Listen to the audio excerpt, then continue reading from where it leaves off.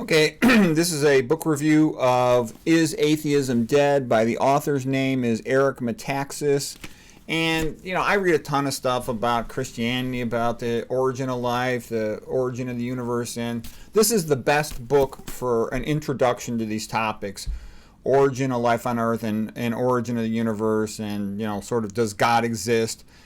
The reason I say that is this guy Metaxas, he's a very clever guy, very skilled with words, very articulate, he's entertaining. He gets to the point relatively fast. I mean, I got other books like this thick by Stephen Meyer, for example, engineer, and he's going to go into all this detail about astronomy and biochemistry. Most people don't want that.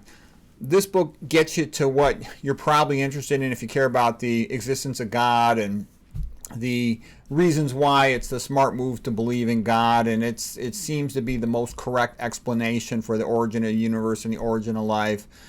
Don't let anybody tell you you're stupid if you believe in this stuff. I know more about this stuff than anybody I've ever met in person, and I can tell you, I majored in biology at Stanford as an undergrad. I was an A student in the subject.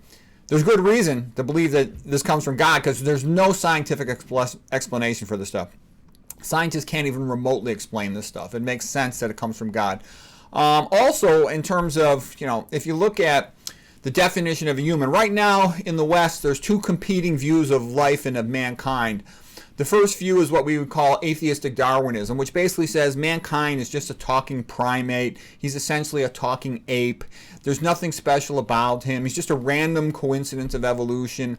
And basically, if that is what man is, and society agrees to that definition, then mankind has no rights. You're simply a talking primate, just like monkeys are owned by their owner and placed in a zoo or research experiments are done on them. There's no reason to think that that should not be the same case for humans in any country. The ruler owns them, and they're just like livestock, like farm animals, and they have no right to their children, they have no right to their family, they have no right to anything.